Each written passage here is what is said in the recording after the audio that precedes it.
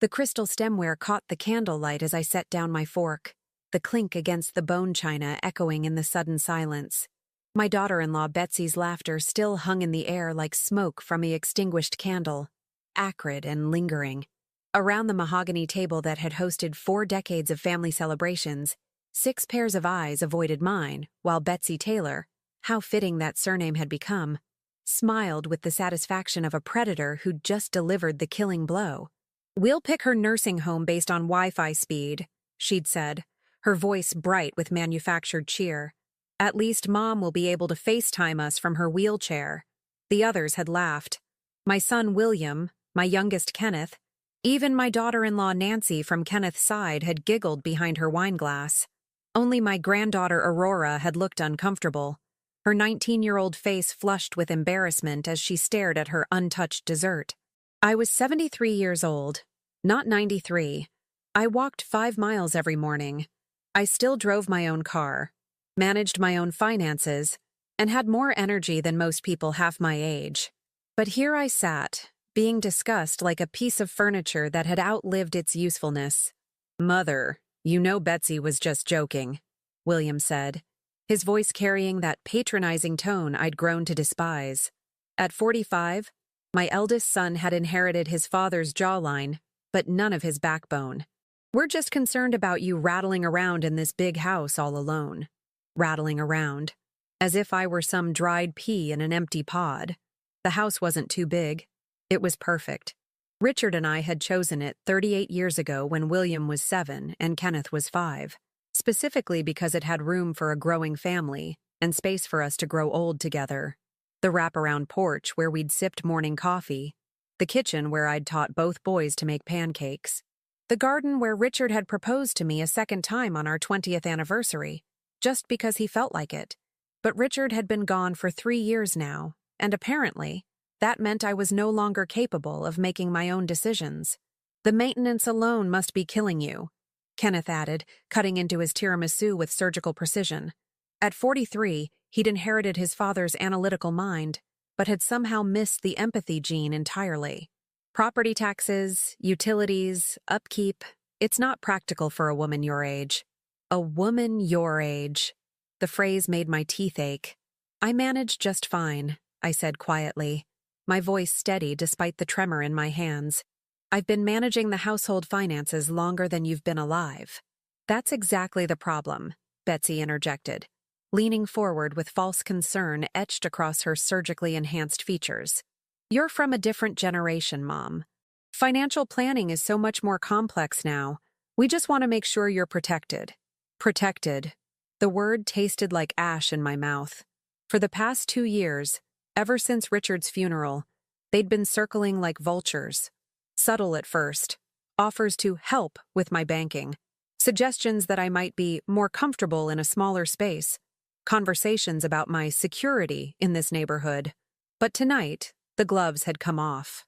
"We've been looking at some lovely places," Nancy chimed in, her voice bright with the enthusiasm of someone who'd never had to worry about being warehoused against her will. "Golden Years has an excellent reputation, and they have a waiting list, so we'd need to move quickly." Golden Years. They'd already picked out my cage. I looked around the table at the faces of my family. People I'd given birth to, raised, supported through college and career changes and divorces. I'd been their soft place to land for decades, their unpaid babysitter, their emergency fund, their emotional support system. I'd mortgaged my own dreams to pay for William's business degree, sold my grandmother's jewelry to help Kenneth with his down payment, spent countless nights caring for sick grandchildren while their parents traveled for work. And now, I was the problem to be solved. "I'm curious," I said, my voice carrying across the table like a blade through silk. "Have any of you actually asked me what I want?" The question hung in the air like a storm cloud. Betsy's smile faltered for just a moment before snapping back into place. William shifted uncomfortably in his chair. Kenneth set down his fork with a soft click. "Of course we care what you want, Mom," William said, but his tone suggested otherwise. "We just think you might not be seeing the situation clearly." Not seeing clearly, because apparently, at 73, I'd suddenly become incapable of rational thought. I see perfectly clearly, I replied, standing slowly and deliberately. I see that you've made plans for my life without consulting me. I see that you've discussed my finances, my housing, my future, as if I were already incompetent. I see that you think I'm a burden to be managed, rather than a person to be respected. The silence that followed was profound. Even the grandfather clock in the hallway seemed to hold its breath. "Mom, you're being dramatic," Kenneth said, but his voice lacked conviction. "Am I?" I asked, looking directly at Betsy. "Was that a joke about the nursing home? Because I didn't hear anyone laughing when you discussed my financial situation. I didn't hear anyone asking if I'd prefer to stay in my own home.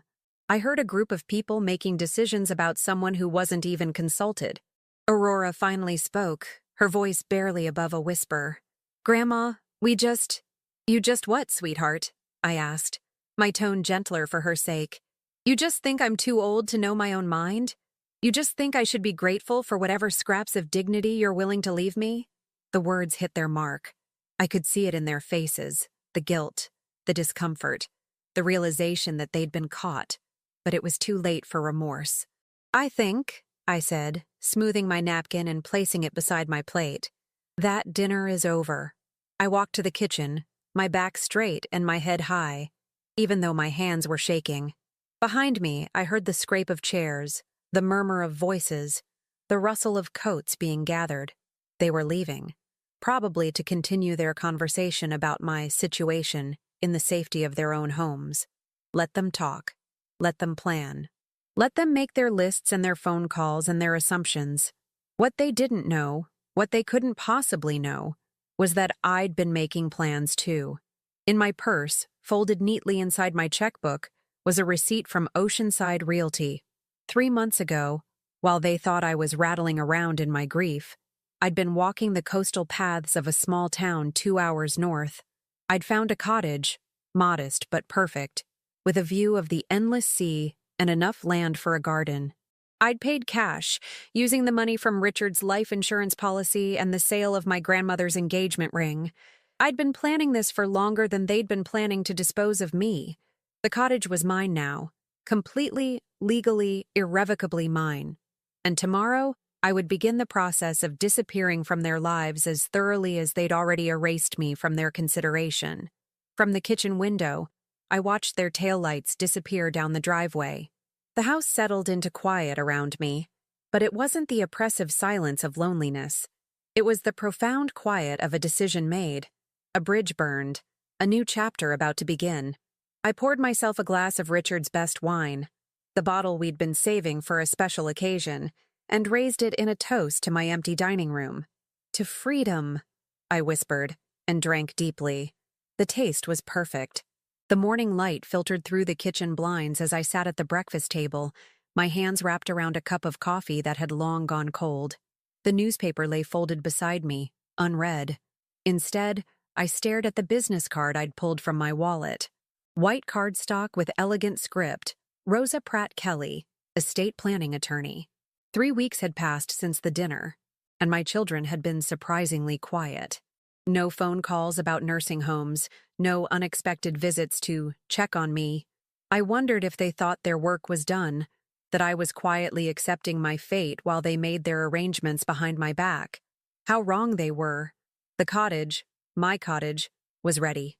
I'd driven there twice since that night, each visit strengthening my resolve.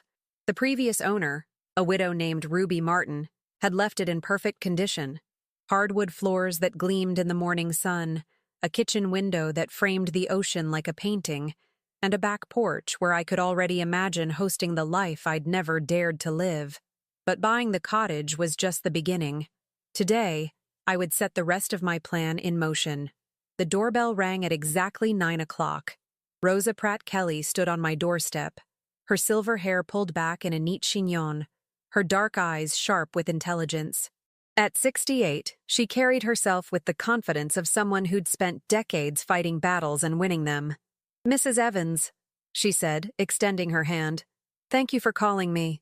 I led her to my study, Richard's old office, really, where I'd spread out the documents like battle plans across his mahogany desk. Bank statements, property deeds, insurance policies, investment portfolios. The financial skeleton of a life lived carefully and saved wisely. I need to restructure everything, I told her without preamble. I want to ensure my assets are protected from family interference, and I want to create a trust that serves my interests, not theirs. Rosa's eyebrows rose slightly. That's quite a comprehensive request. May I ask what prompted this decision? I told her about the dinner, about the nursing home comment, about years of subtle manipulation and condescension. Rosa listened without interruption, occasionally making notes on her legal pad. How much do your children know about your financial situation? She asked when I finished. They think they know everything. William handles my taxes, or thinks he does. Kenneth believes he's been managing my investment portfolio. Betsy has been encouraging me to add her name to my accounts for convenience. And have you? No. The word came out sharp and decisive. I've been letting them think they're indispensable while keeping complete control. They assume I'm too naive to understand modern finance, too fragile to handle complexity. They're about to learn how wrong they are. Rosa smiled, a predator's smile that matched my own. What exactly do you want to accomplish? I leaned forward, my voice dropping to barely above a whisper. I want to disappear from their lives completely. I want them to realize that the woman they planned to warehouse was the source of their security, their emergency fund, their safety net.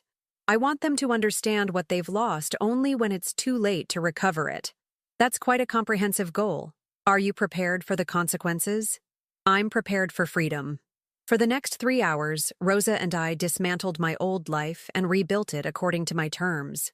The house would go on the market immediately. I'd already contacted a realtor who specialized in luxury properties. The proceeds would go into a trust that my children couldn't touch, couldn't contest, couldn't even fully understand until after I was gone. My investment portfolio, worth considerably more than my sons imagined, would be transferred to accounts they'd never heard of.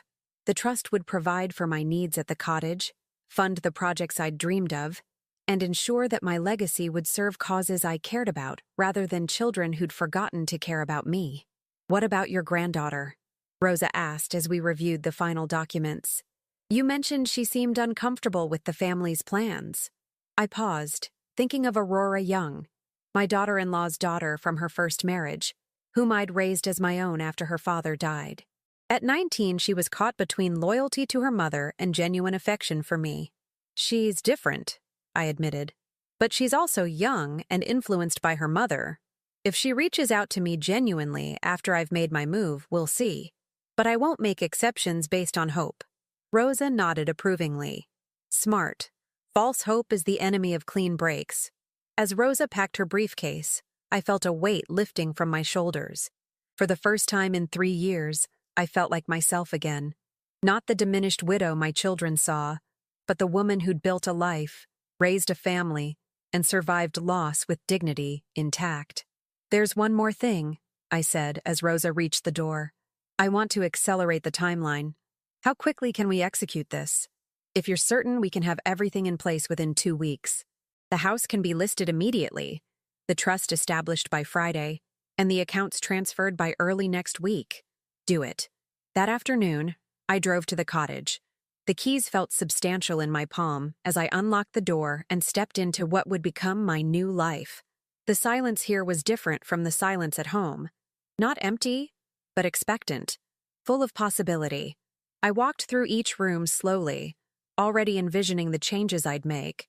The guest bedrooms would become studios, one for painting, one for writing. The sunroom would be perfect for yoga, with its wall of windows facing the ocean. The kitchen would host dinners for people who valued my presence, not my convenience. And in the back garden, I'd plant vegetables and herbs. I'd learn to cook for one without feeling diminished by the solitude. My phone buzzed with a text from William. Mom, we need to talk about the Golden Years application. They have an opening. I stared at the message for a long moment, then deleted it without responding. He could wait. They could all wait. From the cottage's front porch, I could hear the ocean's rhythm, endless, patient, indifferent to human drama. It was the sound of time passing, of tides turning, of changes that couldn't be reversed. I thought about the dinner 3 weeks ago, about Betsy's laughter, about the casual cruelty of planning someone's diminishment while they sat right there. I thought about decades of being taken for granted, of being treated like a resource rather than a person. Tomorrow, I would drive back to town and begin the final phase. The house would be listed, the movers scheduled, the utilities transferred. I would pack only what mattered: photos of Richard, my grandmother's quilts, the books I'd always meant to reread. Everything else could stay for the estate sale. My phone rang. Kenneth this time. I let it go to voicemail, then listened to his message. Mom, call me back. We need to discuss the paperwork for Golden Years. Betsy found a great place, and we need to move quickly. We need to move quickly. The irony was perfect. I deleted the message and turned off the phone.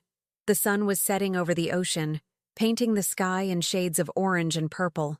I sat on the porch steps, watching the colors deepen and fade, feeling something I hadn't experienced in years: anticipation. In 2 weeks, I would be gone. Not dead, not diminished, but simply gone from their lives as completely as they'd already erased me from their consideration. They would arrive at my house to find it empty, to discover that the woman they'd planned to manage had managed them instead. They would learn that their emergency fund had evaporated, that their safety net had been quietly removed, that their assumptions about my helplessness had been the foundation of their own security. And I would be here, in this cottage by the sea, beginning the life I'd never dared to live while I was busy being the person they needed me to be. The ocean whispered its ancient promises, of tides that turned, of storms that passed, of shores that endured long after the waves that shaped them had moved on to other coastlines. I whispered back, soon. 2 weeks, 14 days until I reclaimed my life completely. I could hardly wait to see their faces when they realized what they'd lost. But by then, I would be too far away to care about their shock, their regret, their belated recognition of what they'd thrown away. By then, I would be free. The moving truck pulled away from my house at exactly 3 in the afternoon, taking with it the last remnants of the life I'd built with Richard. I stood in the empty driveway, keys to my former home heavy in my palm, watching the dust settle on 40 years of memories reduced to cardboard boxes and bubble wrap.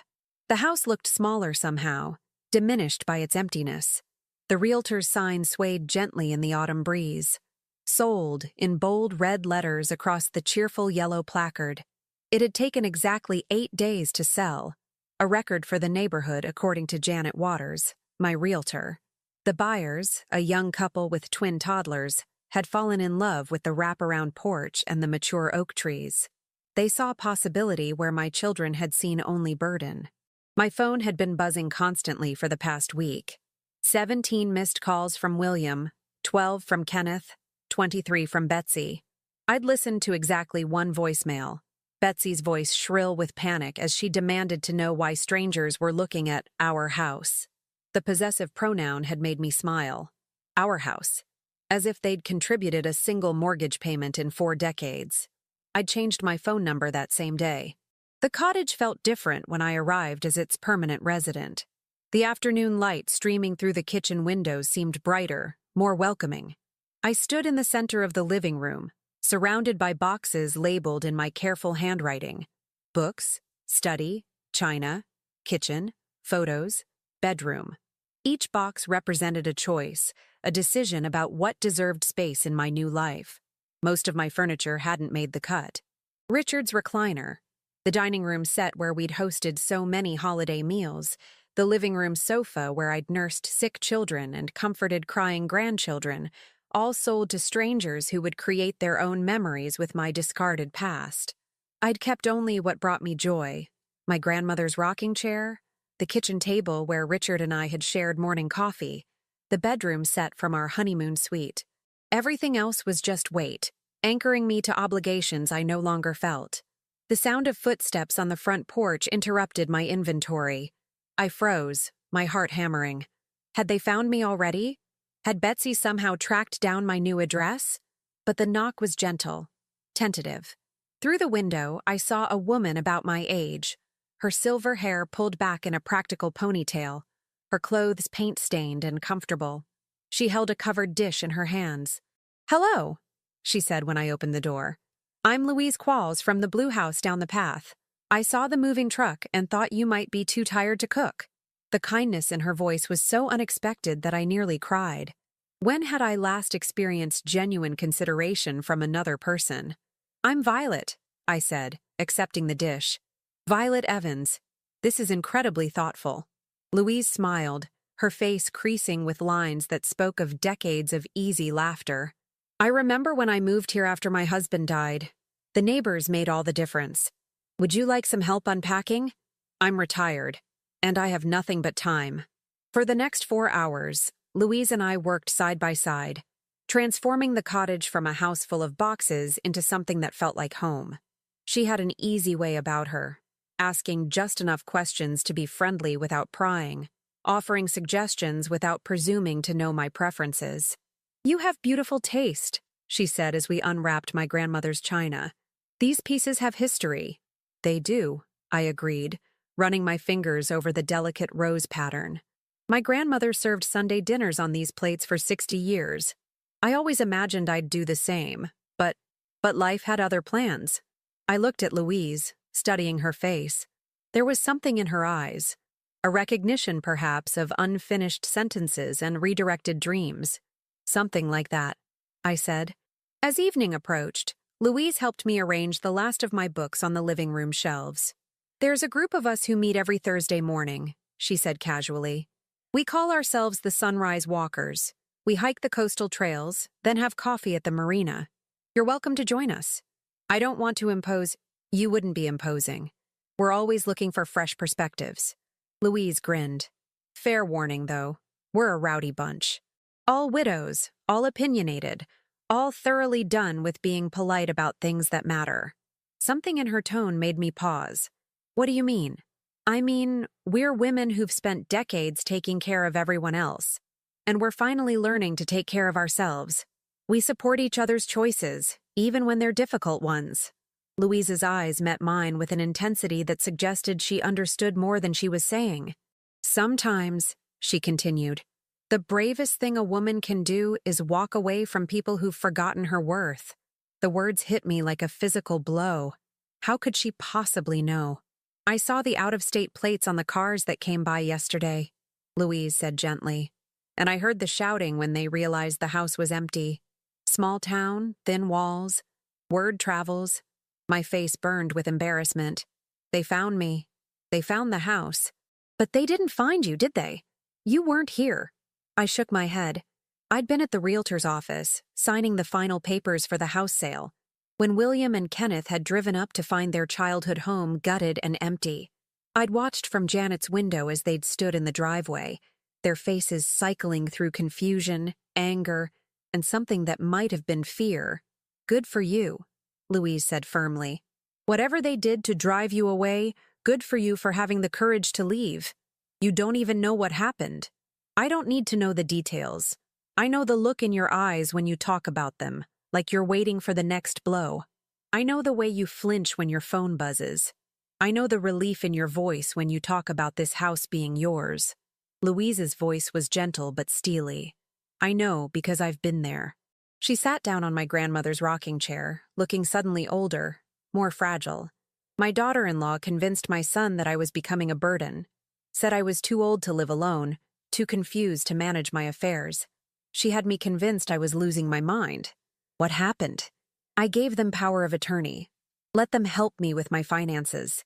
Within 6 months, they'd moved me into a senior living facility and were selling my house to pay for my care.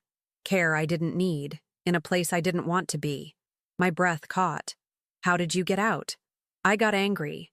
Really, truly angry for the first time in my life.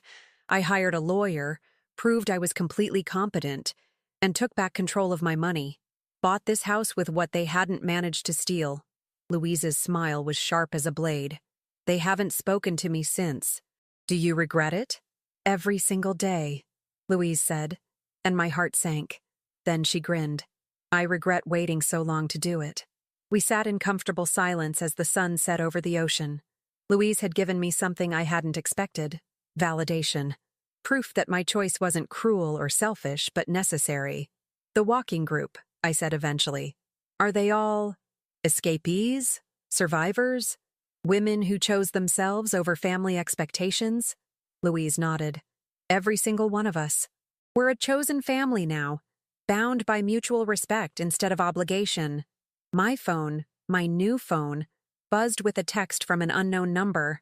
My stomach clenched until I read it. Welcome to the neighborhood. This is Donna from the Red Cottage. Louise mentioned you moved in today. We're having wine on my deck tomorrow at sunset if you'd like to join us. She works fast, I said, showing Louise the message. We all do. When you've wasted decades being polite to people who don't appreciate it, you learn to recognize kindred spirits quickly. As Louise prepared to leave, she paused at the door. Your family, will they keep looking for you? Probably, at least until they realize I'm not coming back. And if they do find you? I thought about the question, about the panic in Betsy's voice, about the shock on my sons' faces when they'd realized their safety net had vanished. Then they'll discover that I'm not the helpless woman they thought they were managing. Louise nodded approvingly. Good, because we protect our own here, and you're one of us now. After she left, I sat on my back porch, listening to the ocean's eternal conversation with the shore. My phone buzzed again. Another unknown number, another message. This time it was from someone named Maxine Mikulski. Louise says you're a reader. I run a book club. We're reading books by women who reinvented themselves after 60. Sound interesting? I typed back. Very interesting. When do we meet? The response came immediately. Tomorrow night. Fair warning, we drink wine and speak our minds. Hope you're ready for both. I was ready for both. I was ready for everything. For the first time in 3 years, I felt like I was exactly where I belonged. My old life was gone, sold to strangers and reduced to memories. My children had lost their emergency fund, their safety net, their convenient scapegoat. They would have to face their own choices, their own consequences, their own futures without my silent support. And I would be here, surrounded by women who understood that sometimes love means letting go, that sometimes the greatest gift you can give your children is the consequences of their own actions. The ocean whispered its approval, and I whispered back, thank you. Tomorrow would bring new challenges, new possibilities, new chances to choose joy over obligation. But tonight, I was home. 3 months into my new life, I was leading a sunrise yoga session on the beach when I saw the familiar silhouette walking toward our group. Aurora Young picked her way carefully across the sand, her college sweatshirt oversized and wrinkled, her usually perfect hair pulled back in a messy ponytail. Dark circles shadowed her eyes, and she moved with the uncertain gait of someone who'd been crying. I maintained my warrior pose, breathing steadily as she approached. Around me, the other women, Louise, Donna Pelosi, Maxine Mikulski, and 3 newer members of our growing circle, continued their morning practice. We'd become something neither of us had expected, a thriving wellness community for women reclaiming their lives. Grandma Violet? Aurora's voice cracked slightly. I completed the sequence before acknowledging her, using the time to study my granddaughter's face. At 19, she should have been radiant with youth and possibility. Instead, she looked hollowed out, fragile in a way that made my chest tighten despite my carefully constructed walls. Hello, Aurora. My voice was neutral, giving nothing away. I've been looking for you for weeks. Mom said you'd lost your mind, that you'd run away because you couldn't handle Grandpa Richard being gone. But this... She gestured at the cottage behind me, at the women rolling up their yoga mats, at the obvious signs of a life being lived fully. This doesn't look like someone who's lost her mind. Louise approached, her movements protective. At 71, she'd become the fierce guardian of our small community, the one who vetted newcomers and sent away anyone who brought drama or negativity to our sanctuary. Violet? Louise's tone was carefully neutral. Everything all right? This is my granddaughter, Aurora. I introduced them formally, watching Louise's face for recognition.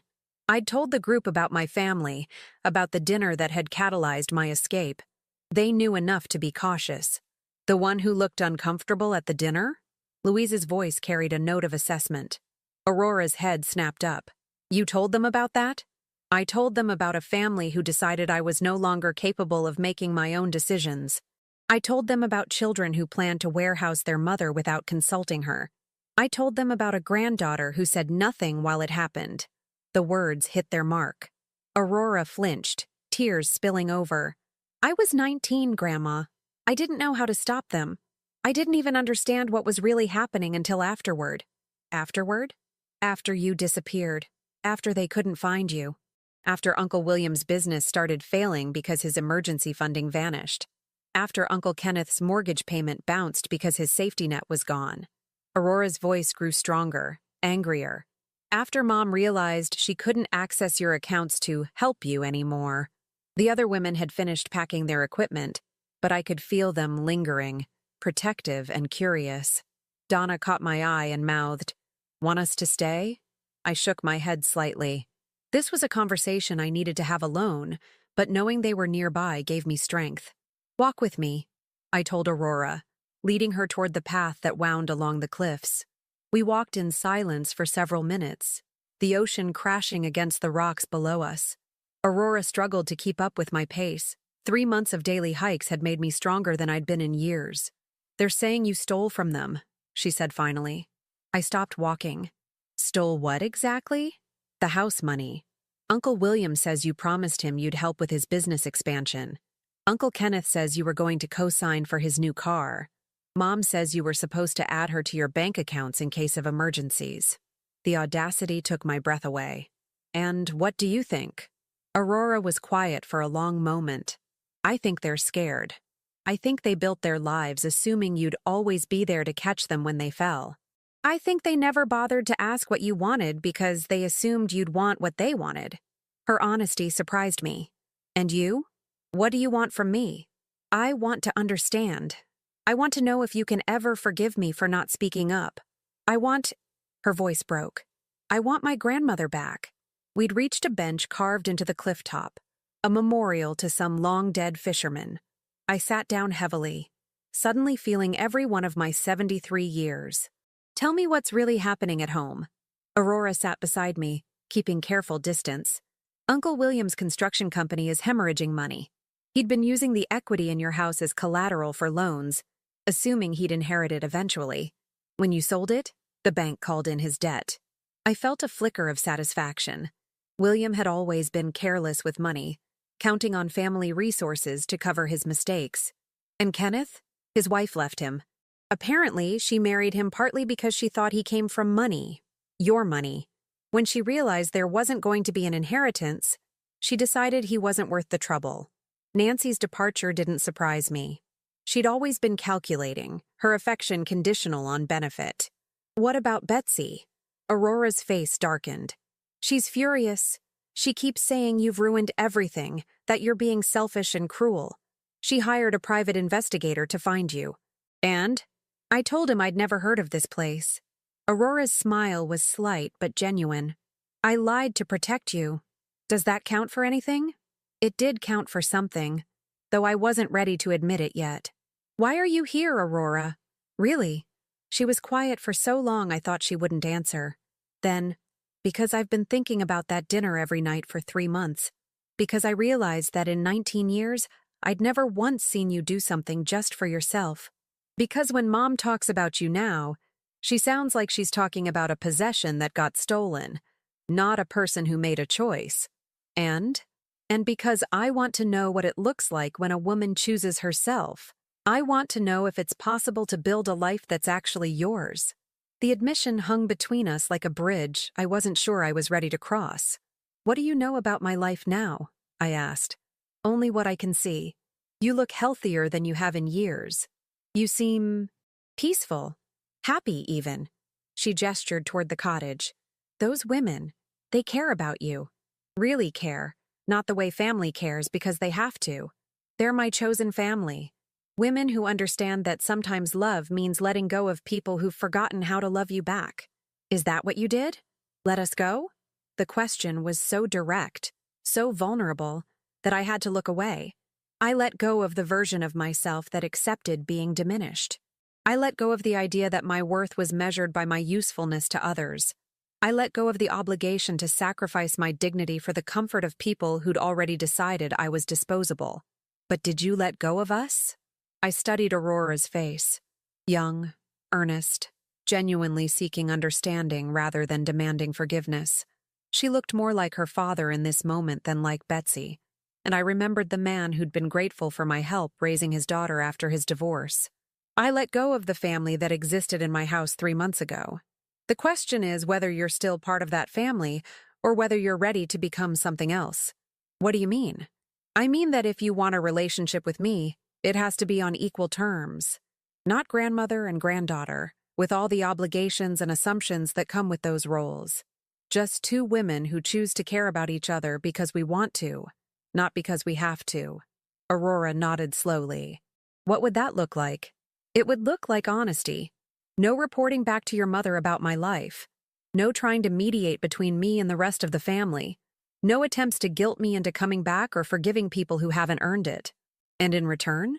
In return, you get to know the person I really am. Not just the role I played for 40 years. You get invited into a life that's built on mutual respect and genuine affection. You get to see what it looks like when women support each other's choices instead of trying to control them. I paused, watching a fishing boat navigate the swells below us. But you have to choose, Aurora. You can't have both. You can't be part of their campaign to bring me back and part of my new life. The two things are incompatible. What if I choose you and they cut me off? Then you'll learn what I learned. That people who love you conditionally don't actually love you at all. And you'll also learn that chosen family can be stronger than blood family when it's built on the right foundation. Aurora was crying again, but these tears seemed different, cleaner somehow, like she was washing away old assumptions rather than grieving new losses. I don't want to go back to school and pretend everything is normal. I don't want to watch Mom plan your life like you're a problem to be solved. I don't want to be part of a family that thinks love means control. Then don't be. Can I stay here for a few days? Just to see what this life looks like? I looked at my granddaughter, this young woman who'd driven hours to find me, who'd lied to protect me, who was brave enough to ask hard questions and consider difficult answers. You can stay, I said finally, but not as my granddaughter coming to visit. As Aurora, a young woman figuring out who she wants to become. Her smile was radiant. I'd like that very much. As we walked back toward the cottage, I realized that for the first time in 3 months, I felt something other than anger toward my family. Not forgiveness. That would require them to acknowledge what they'd done wrong. But hope, perhaps, that something worth saving could grow from the ashes of what we'd lost. 6 months later, I stood in the kitchen of my cottage, arranging fresh roses from my garden in a vase my grandmother had given me for my wedding. Through the window, I could see Aurora leading a group of women through their morning Tai Chi routine on the beach, her movements fluid and confident. At 20, she'd found something I'd taken 73 years to discover: the courage to live authentically, regardless of others' expectations. The transformation had been remarkable to witness. 3 weeks after her arrival, Aurora had called Betsy to formally announce she was taking a gap year to find herself. The screaming match that followed, conducted over speakerphone while Aurora sat calmly at my kitchen table, had been both painful and liberating. Betsy's threats, her tears, her attempts at guilt and manipulation had all bounced off the young woman who'd finally learned to recognize love from control. "You're throwing your life away for a bitter old woman," Betsy had shrieked. "I'm building my life with a wise woman who taught me what self-respect looks like," Aurora had replied, her voice steady as granite. That had been the last conversation between mother and daughter. Now Aurora was officially my business partner in what had become Seaside Sanctuary, a wellness retreat for women over 50 who were navigating major life transitions. What had started as informal gatherings of Louise's walking group had evolved into something none of us had planned, but all of us had needed. A place where women could come to rebuild themselves after divorce, death, estrangement, or simply the recognition that they'd been living someone else's life. The doorbell rang, interrupting my preparations for the evening session. I wasn't expecting anyone. Our next group of participants wouldn't arrive until tomorrow. But I'd learned to welcome unexpected visitors. They often brought the most interesting stories. I opened the door to find a woman I didn't recognize, though something about her features seemed familiar. She was younger than our usual participants, perhaps in her early 40s, with dark hair streaked with premature silver and the haunted look of someone who'd been crying for days. "Are you Violet Evans?" she asked, her voice barely above a whisper. "I am. Can I help you?" "I'm Anna Whitmire. I was William's wife. Before Betsy, I mean. We divorced when Tommy was 12. My stomach dropped. Anna had been a sweet girl when William married her fresh out of college. Their divorce had been ugly, with William claiming she was unstable, demanding full custody of their son. I'd believed him then, sided with him, even testified on his behalf about Anna's supposed erratic behavior. It was one of the decisions from my old life that haunted me most. "Anna." I stepped back, gesturing for her to come inside. "I never expected to see you again." She followed me into the living room, her movements careful and deliberate. "I heard about what you did, about how you left them, about William's business failing." She paused, studying my face. "I wanted to thank you." "Thank me?" "For destroying him the way he destroyed me." The words hung in the air like a challenge. I gestured for her to sit, buying myself time to process this unexpected confrontation with my past. "Tell me what happened," I said finally. Anna's story poured out in fragments, 20 years of suppressed rage and pain finally finding voice. How William had systematically isolated her from friends and family during their marriage. How he'd convinced everyone, including me, that her depression after their son's birth was actually a mental breakdown. How he'd used my testimony about her instability to gain full custody and minimize his financial obligations. "I lost everything," she said, her voice growing stronger with each revelation. "My son, my reputation, my family's support. Even you believed his lies." The accusation hit its mark. I had believed William's version of events, had supported his claims that Anna was unfit. I'd been so focused on protecting my son and grandson that I'd never questioned whether the woman being destroyed in court deserved protection too.